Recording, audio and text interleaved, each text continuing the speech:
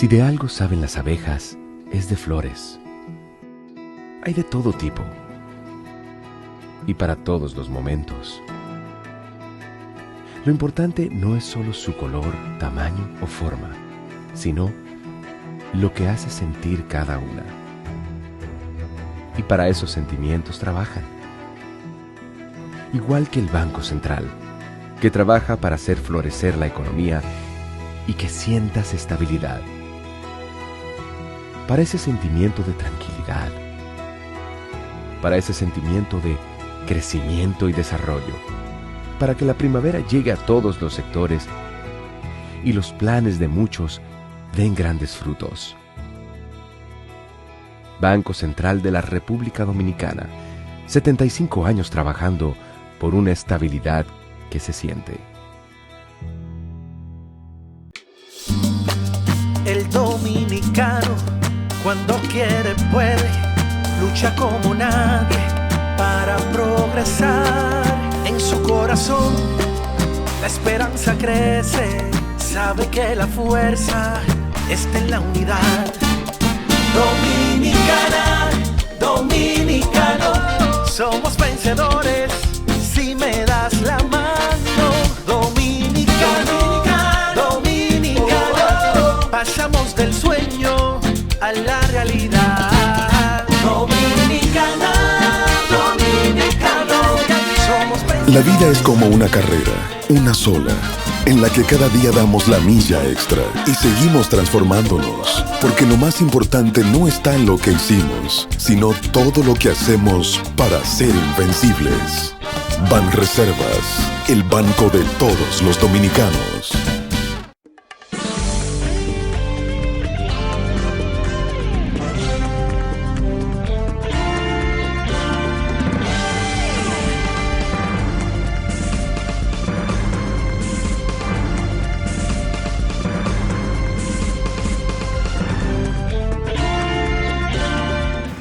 Muy buenas tardes, amables televidentes. Bienvenidos a su cita diaria crepuscular y nocturna en Teleimpacto, que es al final de la tarde despidiendo el sol y comenzando la noche. Ponga su caridad en buenas manos. Apoye el patronato de lucha contra el cáncer, que es ese patronato de Villa González incorporado. Una institución seria de servicio al prójimo más carenciado. 809-443-8010. También el Hogar Escuela Santo Domingo Sabio. Magnífica oportunidad de usted poner su caridad en manos no pecaminosas, manos muy comprometidas con Dios, que son la congregación salesiana de la Iglesia Católica. Oiga, qué garantía. Avenida Independencia, casi esquina Avenida General Gregorio Luperón, ahí está el Santo Domingo Sabio para formar jóvenes en alto riesgo. Bien, vamos a dar inicio al programa. Tengo que corregir algunos gazapos del viernes. Cosas sencillas, pero no tontas, porque los datos de la historia tienen que estar precisos, y más de la historia reciente. El viernes me equivoqué en los años de la muerte de Trujillo. No eran 63, sino 61 años. Y yo había dicho 63. También otro gazapo fue el del líder de Ucrania, que había sido derrocado, el líder prorruso, que no es Lukashenko, porque el señor Lukashenko, lo que pasa es que estos nombres eslavos no es fácil.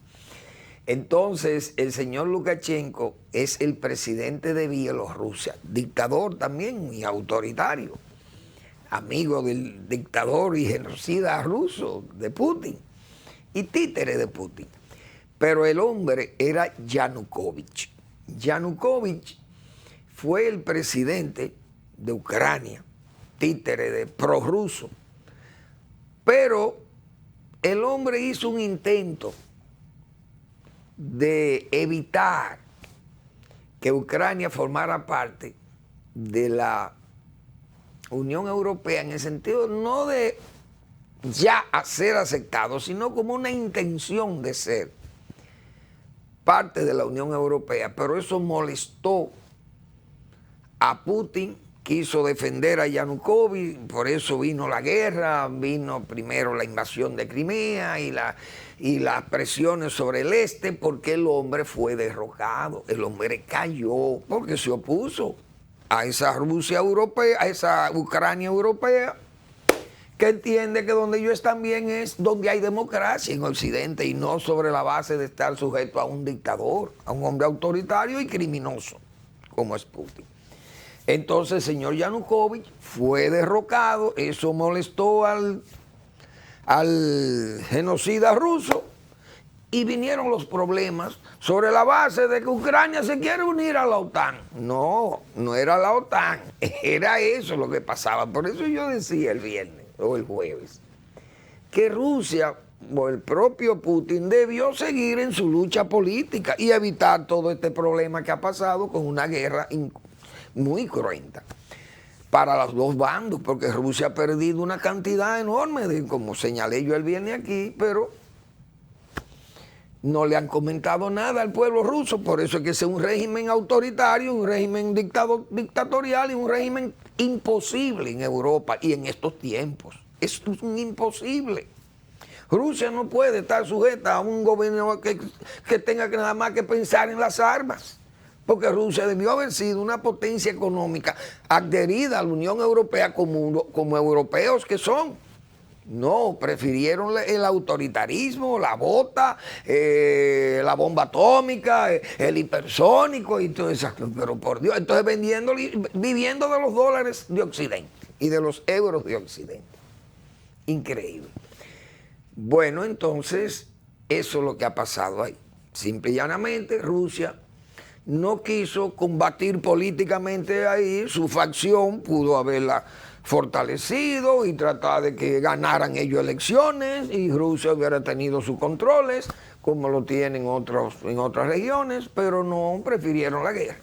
Y ahí están empantanados y ensangrentados, porque con una justificación realmente oprobiosa.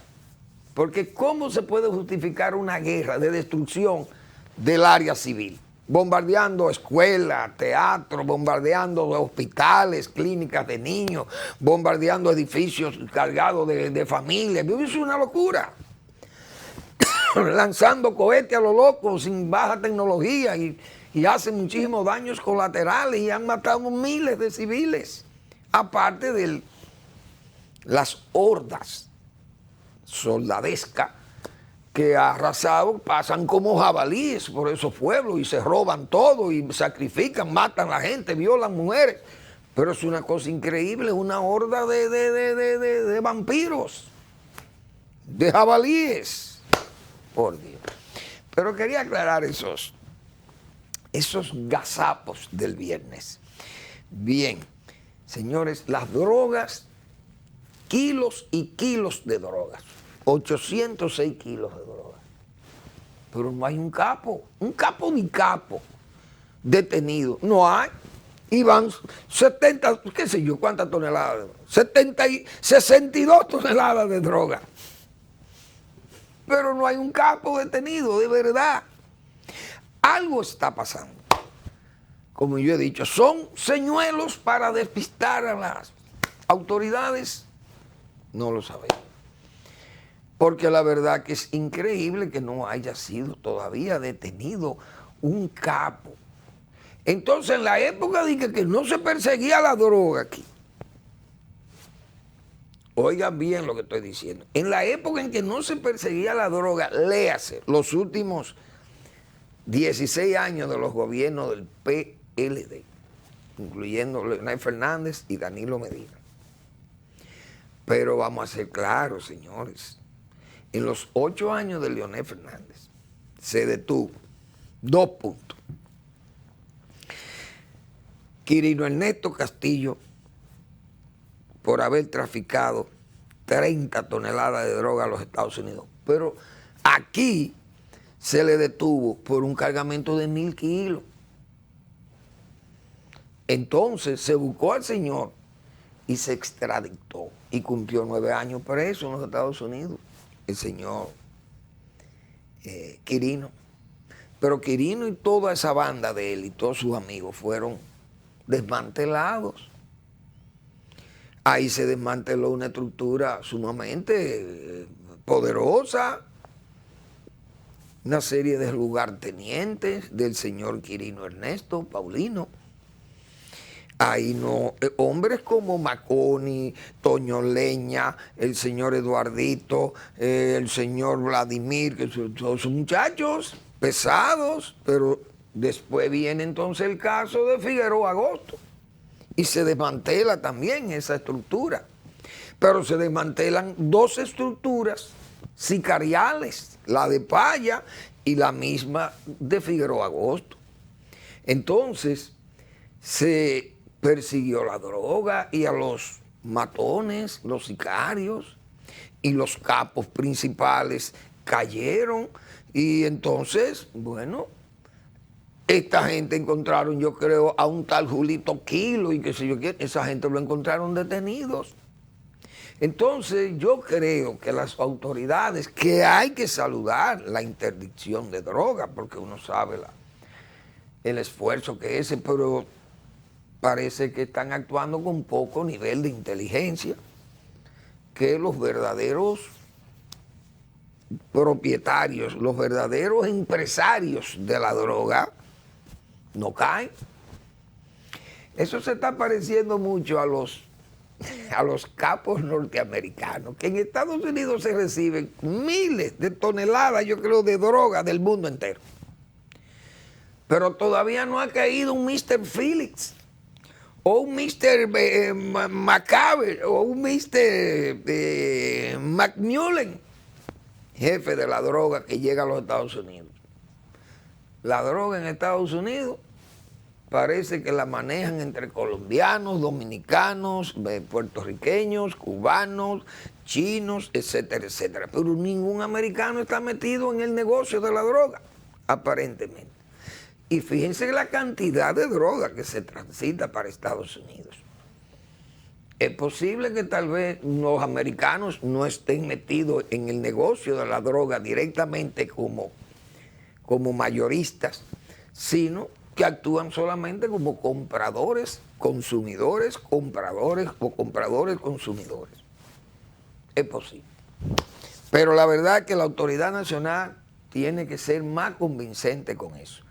Porque a la larga entonces se detiene la droga y seguiremos pensando que son una especie de señuelos para desviar la atención de la autoridad y entonces penetrar con grandes cantidades, tonelaje de droga, por otro lado, mientras las entretiene la autoridad con estos cargamentos menores, vamos a llamarle, o permitirnos llamarle así, cargamentos menores. Bueno, entonces, señores, está el caso del Medusa. Y la verdad que todo este estercolero, se pregunta uno, ¿cómo es posible que toda esta maquinaria del poder que hubo en el gobierno de Danilo Medina, cómo es posible, señores, que todo ese estercolero, como siempre dijimos nosotros, cómo es posible que ese trapiche no se sintiera hirviendo el trapiche, esa especie de tacho, esa olla de cocimiento, hace burbuja, suena, se mueve. Ahora, cuando se destapa el trapiche, todo ese tufo maloliente de inconductas tiene que salir, decíamos nosotros, pero la autoridad estaba advertida, sabía de lo que estaba pasando. Porque ese estercolero, no solamente de Medusa, Medusa ha sido el más, diríamos, el más explicado de todos los expedientados hasta ahora. Porque ha sido muy amplio, muy voluminoso a las pruebas, que ahí entre paréntesis, hay que atender a la Procuraduría, que atiende al editorial del periódico El Nacional del viernes. Es bueno que la Procuraduría, para que no se vea ese privilegio que está saliendo de la Procuraduría con respecto a las informaciones. Voy a hacer este paréntesis para leer algunos datos que nos brinda el Nacional aquí, por su queja, el Nacional. Un periódico muy combativo que no puede ser obviado, y más, un periódico líder como Vespertino, único, y además con una trayectoria de servicio a la comunidad incuestionable, el Nacional de ahora, ¿ok? Privilegio y discrimen. Voy a hacer este paréntesis. Se ejerce buen periodismo si uno o dos reporteros logran enterarse de la hora exacta en la noche cuando el Ministerio Público entregaría al juez de atención permanente la acusación formal sobre el expediente Medusa, o si un periodista consigue copia de ese escrito. No hay razones para el enfado cuando medios de comunicación tradicionales o digitales, por propia diligencia, obtienen documentos o incidencias cuyo contenido pueden divulgar de manera privilegiada, aun sean las más de 12,000 páginas que conforman el pliego de esa acusación. Lo que no parece justo es que desde la Procuraduría General se ejerza privilegio o discrimen en la distribución a la prensa de esa documentación, o que se dosifiquen de manera conveniente datos relevantes con el objetivo de lograr adhesiones colectivas o incidir en el proceso por vía de la prensa. En el Nacional sabemos leer de corrido e interpretar fielmente lo que se revela o se hace constar en un expediente de esa magnitud, por lo que no necesitamos que el Ministerio Público traduzca en su provecho textos escritos en buen español o castellano. A lo que aspira es que la Procuraduría General entregue en igualdad de condiciones documentos jurídicos oficiales que, como la acusación formal en este caso Medusa, poseen la condición de públicos. A causa de evidente discrimen en que incurre el Ministerio Público, no ha sido posible, por ejemplo, profundizar datos relevantes como el de los delatores privilegiados que han sido excluidos del expediente, incluido a quien figura en el caso como el armador de la supuesta trama criminal. El ministro de la Presidencia ha solicitado una licencia para ausentarse de sus funciones porque un hijo suyo y una empresa familiar han sido involucrados en el expediente Medusa. Pero lo que hasta ahora se sabe sobre ese particular es lo que el Ministerio Público quiere que se sepa. El Nacional sabe cómo escudriñar la noticia en cualquier escondrijo oficial, por lo que no necesita ni solicita ningún tipo de privilegio, pero tampoco acepta discrimen convenenciero como el que se aplique en la distribución de informaciones sobre el caso Medusa. La Procuraduría tiene que tomar nota de ese editorial del Nacional, porque está actuando con discriminación de los medios, y el Nacional no se merece como líder vespertino único. Y además, una institución en este país es el periódico El Nacional. Cuidado con eso, doña Miriam, póngale atención a eso, porque eso le roba, le quita nota, le quita brillo a ese excelente desempeño. Esos fiscales que aciertan, porque hay que decirlo así, cumpliendo con con decisión y con ancho ánimo, terminar un expediente de esa categoría tan voluminoso no es tarea fácil. Ahora,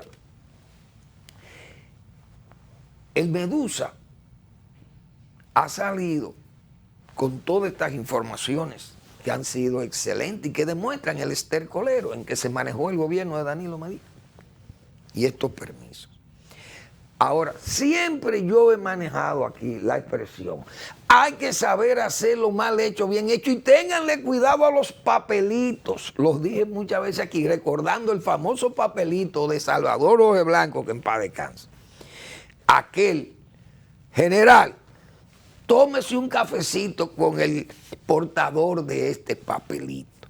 Atentamente, Salvador Jorge Blanco. Ustedes recuerdan lo que fue ese papelito y miren dónde terminó ese papelito incriminando a Salvador Jorge Blanco en ese famoso juicio llevado a cabo para aquellas fechas. Vamos a una pausa y regresamos con el tema.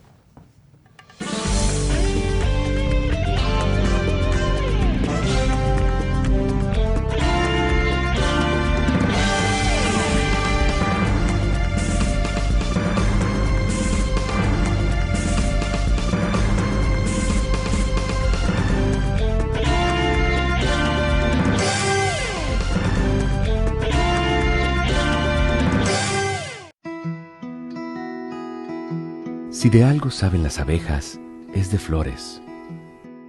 Hay de todo tipo y para todos los momentos. Lo importante no es solo su color, tamaño o forma, sino lo que hace sentir cada una. Y para esos sentimientos trabajan. Igual que el Banco Central, que trabaja para hacer florecer la economía y que sientas estabilidad.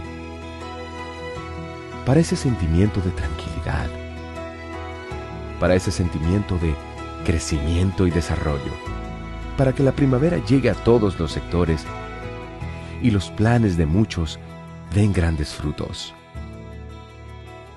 Banco Central de la República Dominicana, 75 años trabajando por una estabilidad que se siente.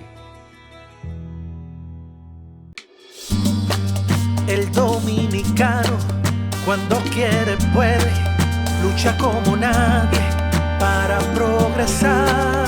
En su corazón la esperanza crece, sabe que la fuerza está en la unidad.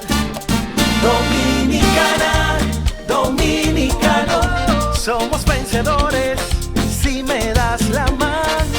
Dominicano, dominicano, pasamos del sueño a la realidad. Dominicana, dominicano, somos vencedores. La vida es como una carrera, una sola, en la que cada día damos la milla extra y seguimos transformándonos, porque lo más importante no está en lo que hicimos, sino todo lo que hacemos para ser invencibles. Banreservas, el banco de todos los dominicanos.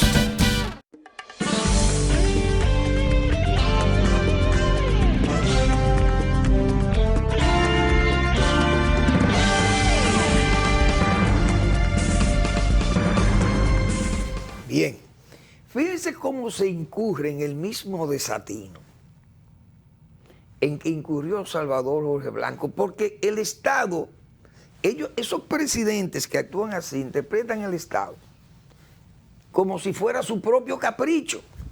Danilo Medina, el Estado, su capricho. Salvador Jorge Blanco fue así. El Estado, su capricho. Y hasta Balaguer, vamos a llamarle así también. O todos los presidentes, el Estado viene siendo su capricho. Pero hay limitaciones. El Estado tiene áreas que no se puede actuar así. Y usted tiene que saber hacer, como yo he dicho, en una forma quizá aberrante, saber hacerlo mal hecho, bien hecho. Los papelitos. Ahí fíjense cómo incurrió Danilo Medina con una nota, manuscrito aprobado. Como quien dice, procurador, tómese un cafecito, o a quien iba a leer eso, señor Santana, tómese un cafecito con el procurador. Algo así, una vergüenza. El mismo desatino. Porque cuando se goza del poder, inexorablemente usted termina ahí, perdiendo la razón, la buena razón. Lamentablemente, esa es una realidad.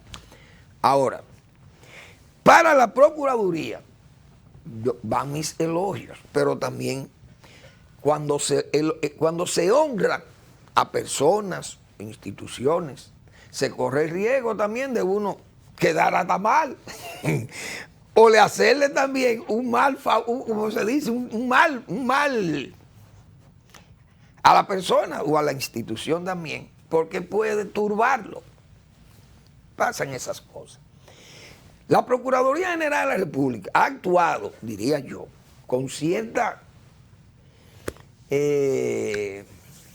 tolerancia, en el sentido de que gente mencionada en esos interrogatorios y expedientados algunos, pero otros no. Entonces, aquella varonía política, como hemos dicho nosotros, tan mencionada varias veces o muchas veces por esos inculpados en sus interrogatorios, han sido excluidos. El mismo caso del señor Macarrulla, que nosotros decíamos que tiene que renunciar, pero ahora es que yo me doy cuenta que no solamente debe renunciar, sino que tiene que ser cancelado, porque la fuerza moral del gobierno estaría en cuestionamiento. El presidente de la República no puede aceptar ya la licencia de Macarrulla, ni siquiera la renuncia. Bueno, la renuncia la puede aceptar porque no está, eso no hay forma de usted evitarlo. El presidente no puede evitarlo a menos que no la quiera aceptar y correr el riesgo de ser condenado moralmente el gobierno, el presidente mismo. ¿Por qué? Porque entonces estamos casi viendo o razonando que el gobierno del PRM llegó al poder sobre la base de dinero de origen malo. Narcos, por un lado, que fueron desmantelados, muchísimos narcotraficantes, limpiados, y que ahora aparezcan también los dineros de la corrupción, de los sobornos, aparezcan entonces también ahí como contribuyentes de campañas. Esas cosas son muy graves. El caso de Macarrulla, que yo decía el viernes aquí, Macarrulla tiene que estar en ese expediente obligatoriamente porque aquí hay sobornos.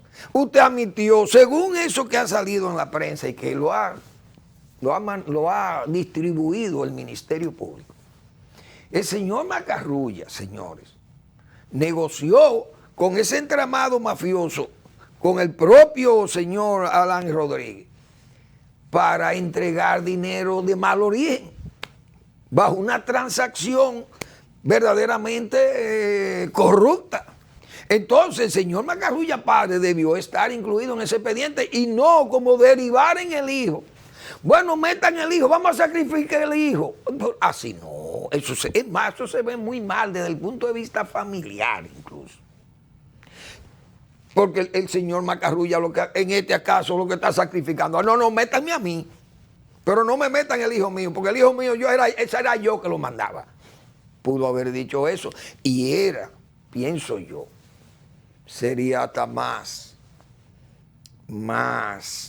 válido desde el punto de vista de la seriedad y el comportamiento de un ciudadano responsable, pero es que la Procuraduría no lo ha puesto en el expediente, no lo ha incluido.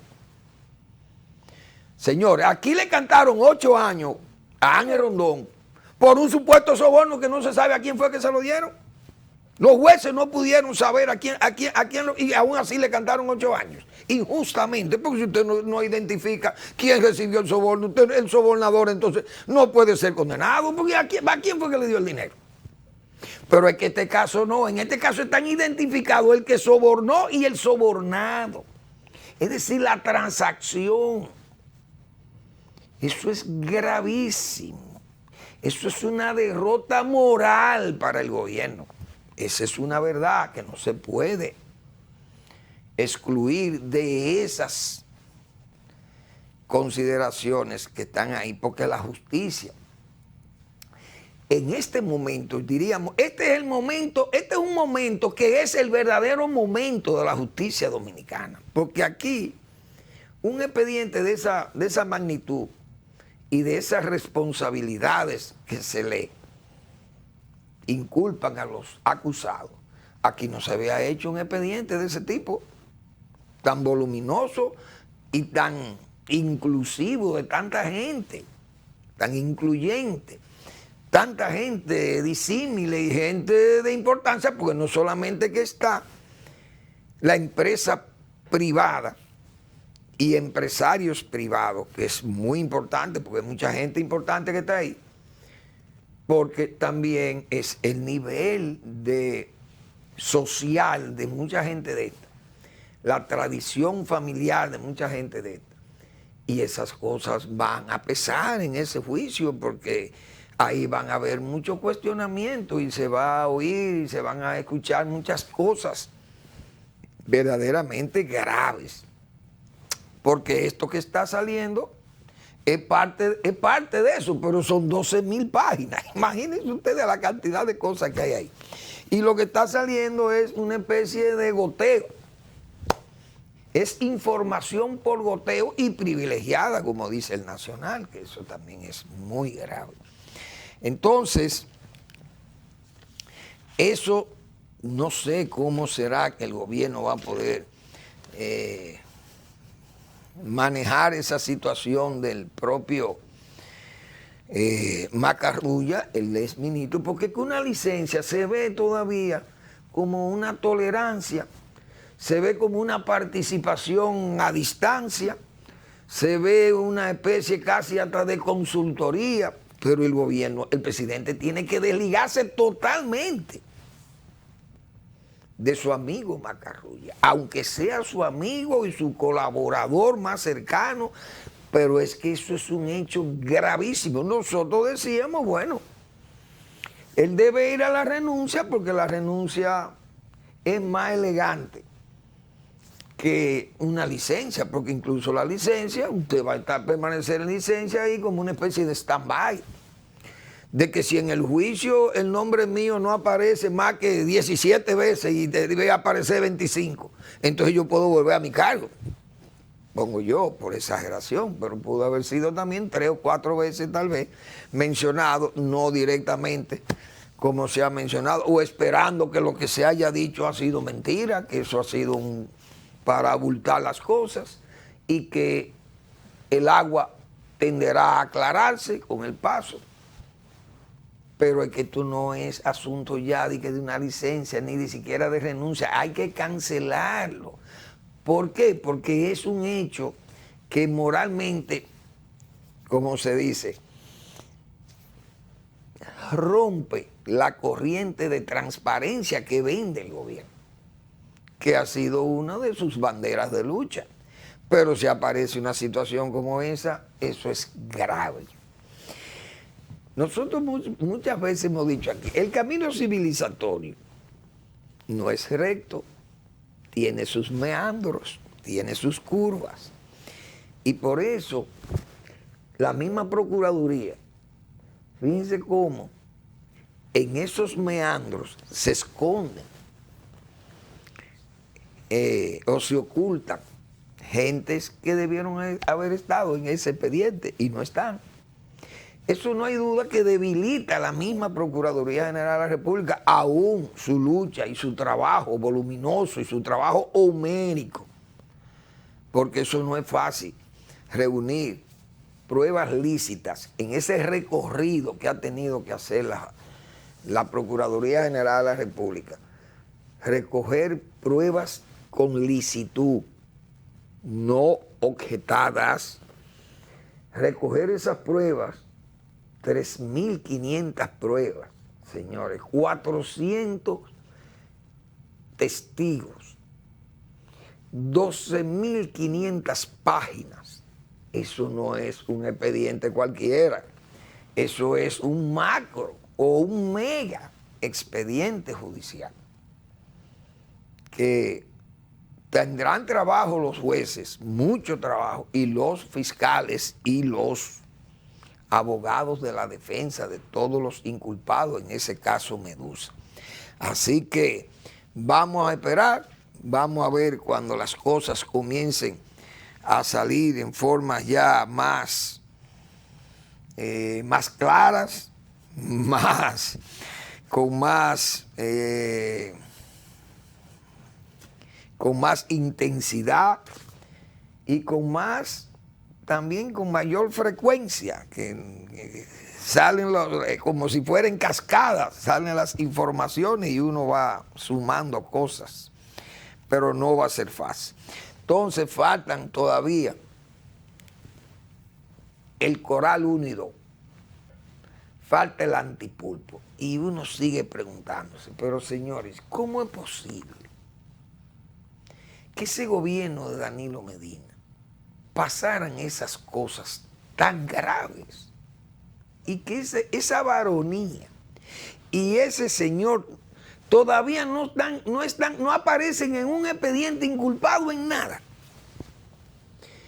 Y pensar, señores, que esa gente pudo haber seguido unido a esas partidas presupuestarias, pero ¿y a dónde hubiera terminado esto?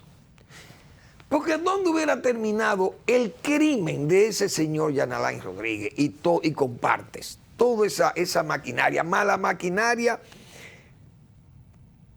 de los hermanos de Danilo Medina y sus cuñados y los acláteres de esa gente.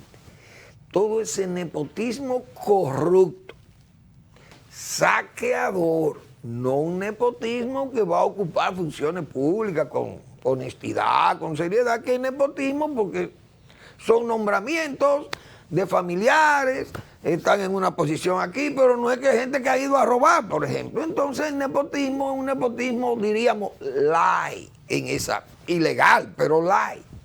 Pero este es un nepotismo que fue a arrasar el Estado. Voraz, corrupto, hasta los huesos, como se dice. Y hoy están como una especie de zona de confort,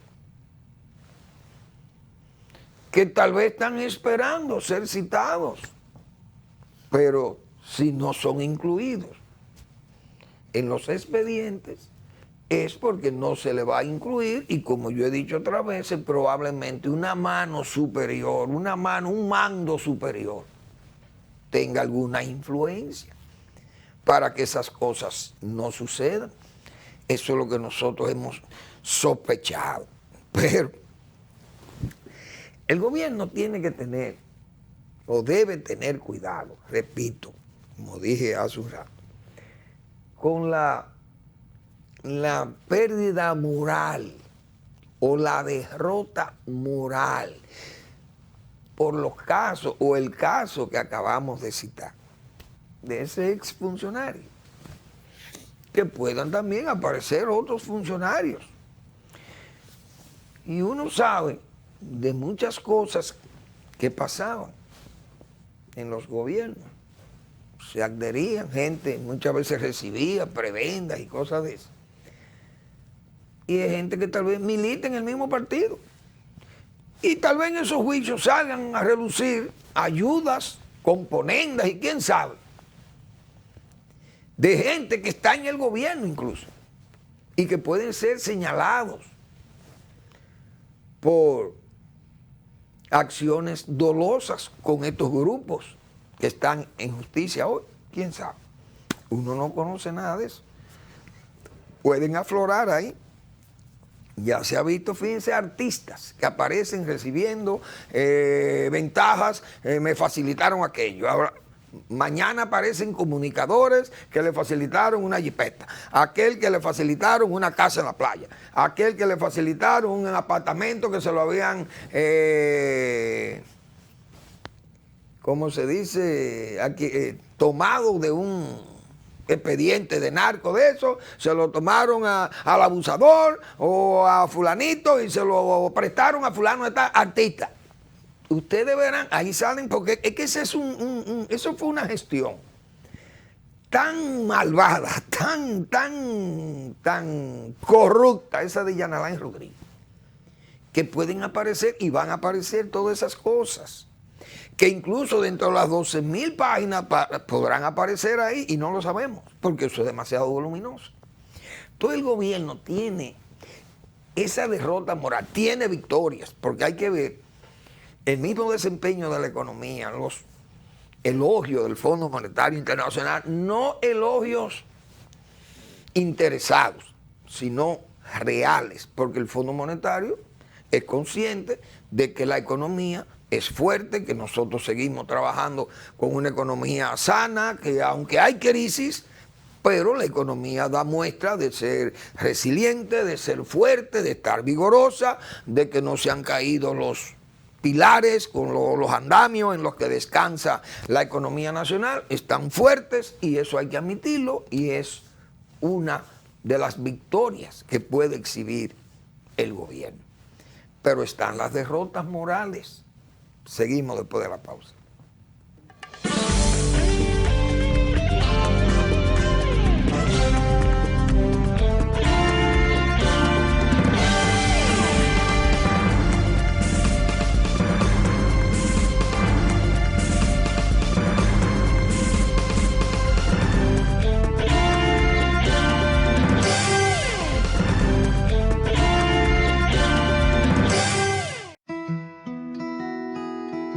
Si de algo saben las abejas, es de flores. Hay de todo tipo y para todos los momentos. Lo importante no es solo su color, tamaño o forma, sino lo que hace sentir cada una. Y para esos sentimientos trabajan.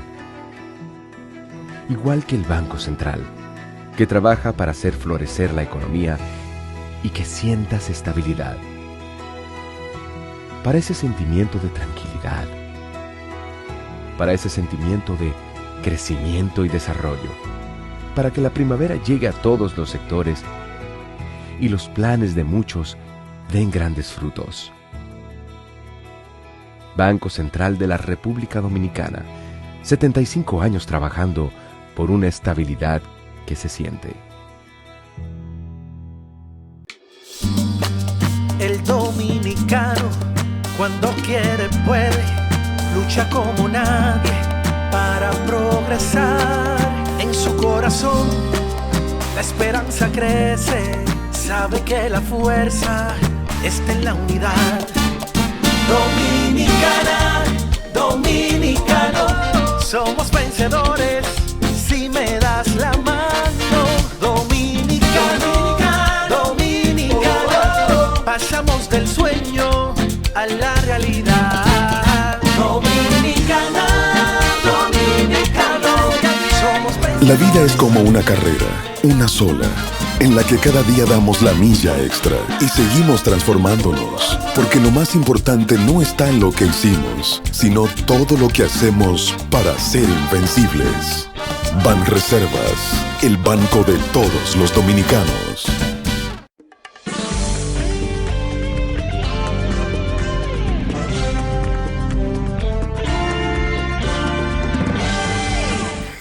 Bien, hemos señalado la parte moral, la parte de las victorias del gobierno, la parte económica, increíble. El Banco de Reserva, tremendo trabajo. Samuel, señor, el primer banco en llegar a 1 trillón. Y usted sabe el dinero que es. Eso lo ponen a escribirlo a cualquiera. Escribe 1 trillón ahí. Oiga, a mí eso da vergüenza escribir la cantidad de ceros que lleva eso. Ahí, Virgen de la Altagracia, ceros a la derecha, no a la izquierda. Entonces, ese desempeño del Banco de Reserva uno tiene que saludarlo, porque esas cosas, dice rentabilidad un 33% y 66% el índice de eficiencia. Eso habla muy bien del Banco de Reservas. Pero el Banco Central también, que es el otro banco, pero el banco mayor, como se dice, la economía, el sector externo, viéndole uno esos informes del Fondo Monetario, sector externo, visto en el IMAR, remesas que pueden llegar a 10.000 millones de dólares, turismo que puede llegar a 8.000 millones por el comportamiento hasta la mitad del año, o 4.000 millones en turismo.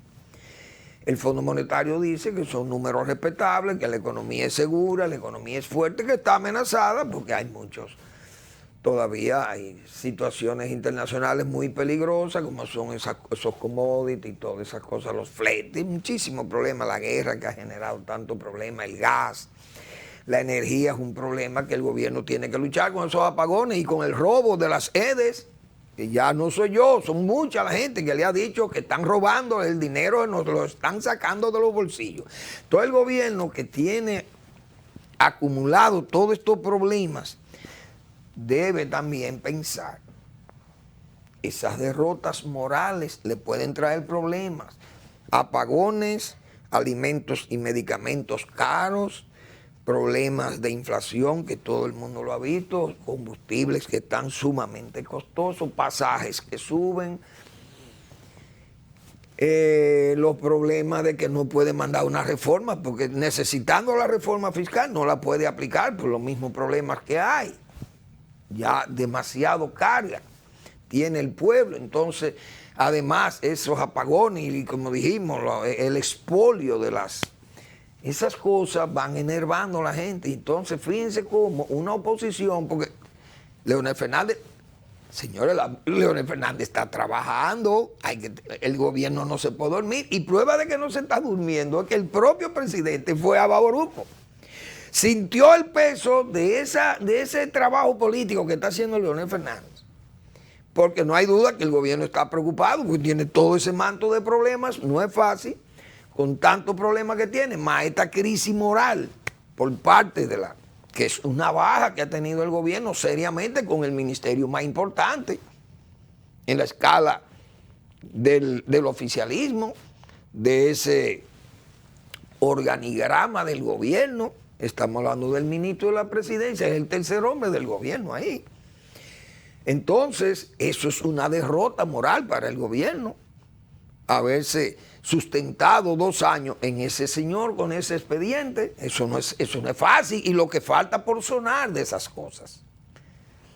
Entonces, no hay duda que el presidente parece que preocupado, sus asesores le dijeron, mire, váyase a Bauruco y ofrezca muchísimas cosas, a ver si debilita a Leonel allí, porque Leonel estuvo ayer allá, y eso fue unas juramentaciones masivas. El presidente fue y ofreció casi 2.000 millones, pero ustedes saben el peligro que significa eso para un gobierno que vaya a tratar de desmontar esa maquinaria política opositora, que usted trate de desmontarla sobre la base de ir a esas ofertas.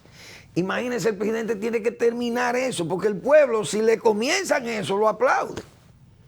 Pero si ve que pierde velocidad el trabajo, inmediatamente la gente comienza a dudar y dice, mire, mientras vino el otro para debilitarlo, para que nosotros no pensemos que el gobierno nos ha olvidado, se arrancaron estas obras, pero estos talentos casi paradas, porque el problema es que eso se reproduce en 32 provincias y el Distrito Nacional. Imagínense si el gobierno podrá sostener ese ritmo. No va a ser fácil. El gobierno, le advertimos con tiempo, pónganse a trabajar y hagan su obra, que le va a salir su don Chencho mañana, y eso se lo hemos dicho muchísimas veces, repetidísimas veces aquí.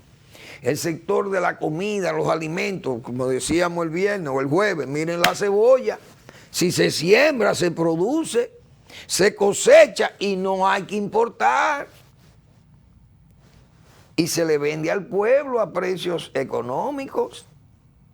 Ah, pero vamos a poner una ley de 67 productos, como decíamos nosotros. No, presidente, vamos a producir papa, que se bote la papa, que Inepre se jarte de papa, pero que el pueblo también coma mucha papa. Y que tal vez el plátano pueda bajar y la gente tenga algún alivio. Esas son las cosas. Pero bien, vamos a ver cómo sigue el desempeño oficial y todas estas presiones que recibe tanto de la oposición como de sus mismos órganos y sus mismos correligionarios que presionan, y vamos a ver si habrán cambios. El gobierno podrá sufrir alguna reestructuración, parece que es necesaria, lo hemos señalado también nosotros, porque el gobierno, si no se reinventa, si no hay una reingeniería del gobierno, yo creo que se le va a hacer tarde.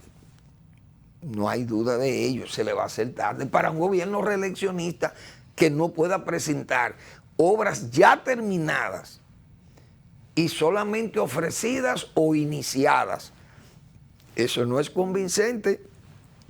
Bueno, yo elogiaba a Ramón Alburquerque el viernes y lo ponderaba que incluso el presidente Abinader, decía yo, si fuera un político de raza, lo hubiera nombrado para callar esa bocina que suena como un opositor.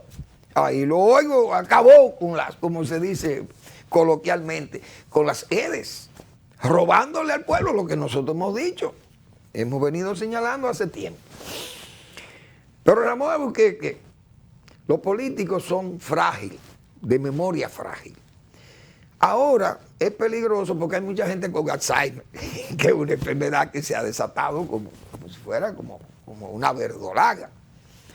Y no se puede dudar que los políticos también, ya personas de mucho tiempo, hayan ido perdiendo facultades. Porque yo digo, Ramón Alburquerque, un intelectual como se suponía que era, debió por lo menos sopesar lo que dijo de Leonel Fernández, descalificando a Leonel Fernández porque Leonel es un simple abogado sin experiencia y una persona que aprendió en una oficina comercial, en una institución comercial, aprendió algo como de contabilidad y cosas de eso. ¿Y cómo usted va a negarle calidad, a restarle calidad a un intelectual como Leonel Fernández?